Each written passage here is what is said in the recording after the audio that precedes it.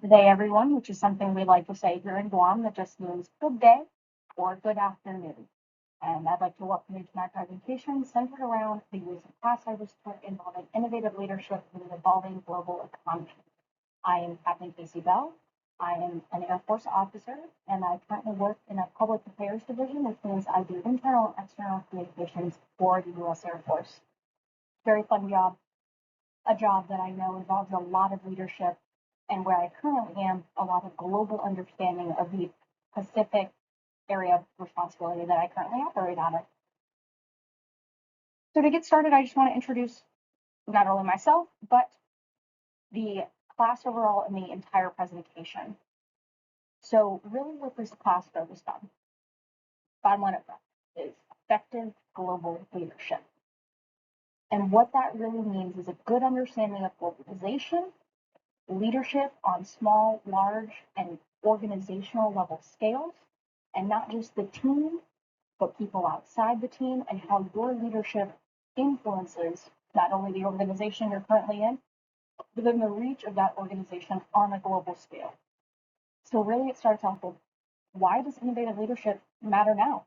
What makes our current stance as a globe and a society mean that we have to be thinking on a global leadership scale? And really it comes from the interconnectedness of how we operate. No company operates out of one location. There's so much teleworking, there's so much global reach with who creates the products, who sells the product, where the product ends up going, where your workforce base is out of. And that interconnectedness is driving what makes global leadership so important. Now, the reason classes like this are so important is global leadership doesn't happen overnight.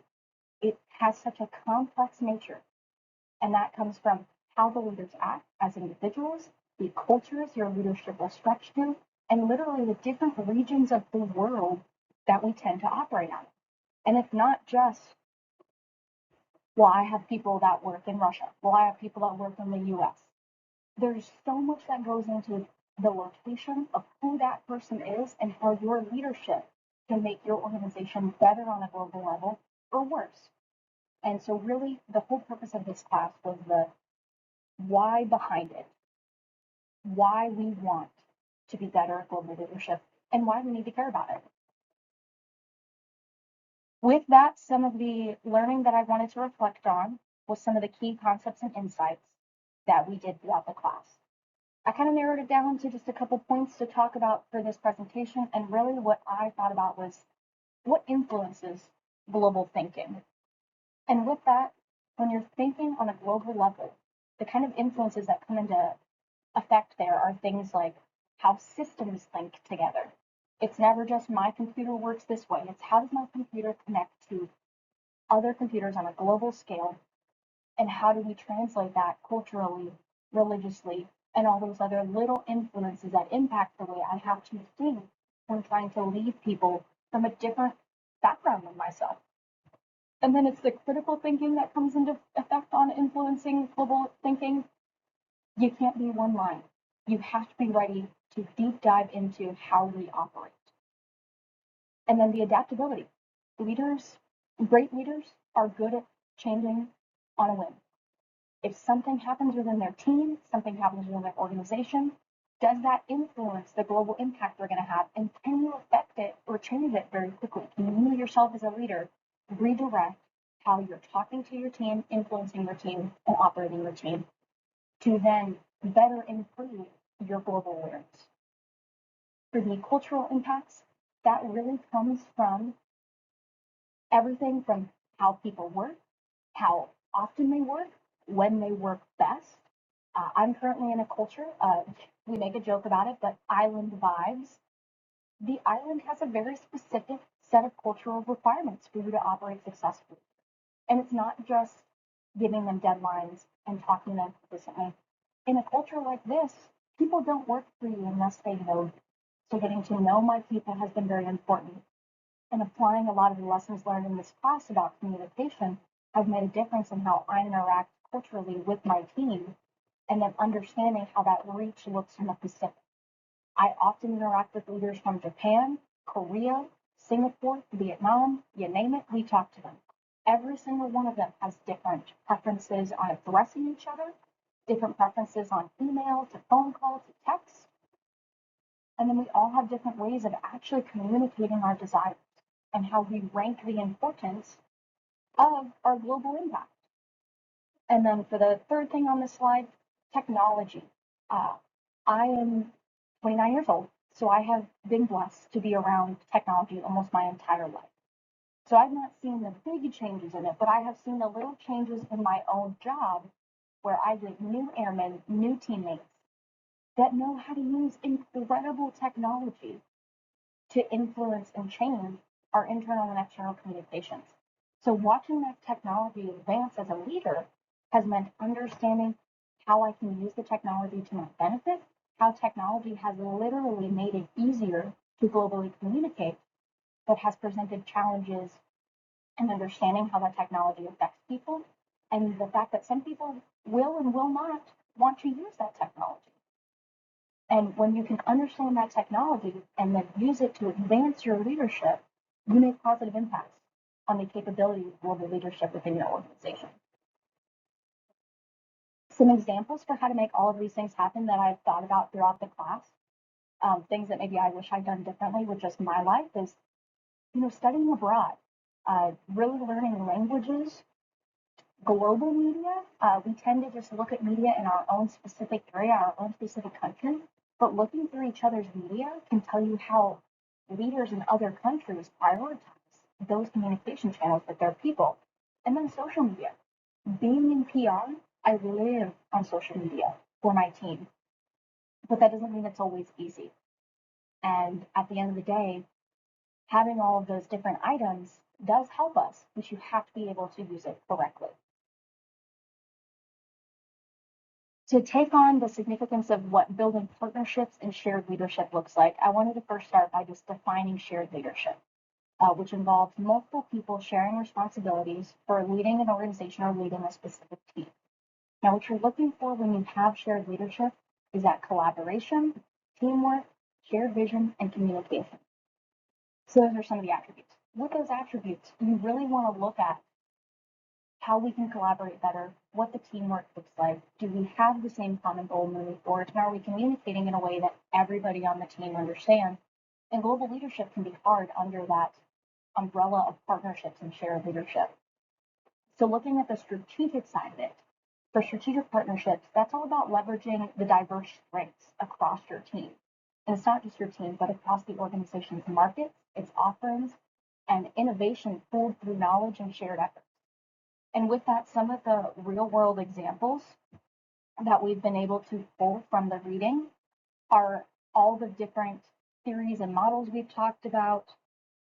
We are able to see that in nursing, in IBM, in Coca-Cola, in big companies, they let their people build partnerships, use that shared leadership to influence smaller teams that can then have a much larger impact within an organization. In the Air Force specifically, I know each and every day that my small team makes impacts across, if nothing else, my installation, but the AOR, the area of responsibility that we work out of. So I know our images are seen by China and seen by Japan and seen by Korea. And those images and those messages and that communication affects their views on the US Air Force. And that's how you build those partnerships. We just did a great large scale exercise, meaning we had a bunch of different aircraft from a bunch of different countries come here. And by using that communication channel to showcase what that looks like, you can influence people's understanding of how the US Air Force operates.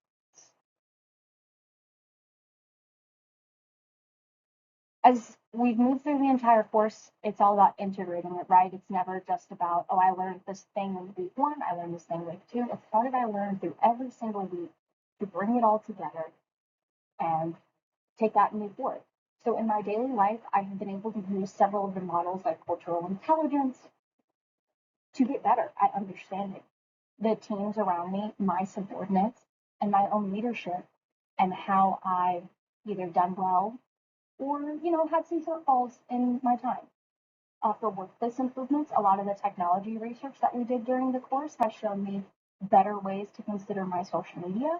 There's different metrics we can use, especially during week 7. We talked a lot about the different ways to measure social media impacts, things I'd never thought of. We just have been scanning the information environment, but there's real models out there that can make a difference in understanding the influence we're having. And through those models, I think I see a lot of improvement in my office and my workplace. And then the actual theories and models, I mentioned one, cultural intelligence.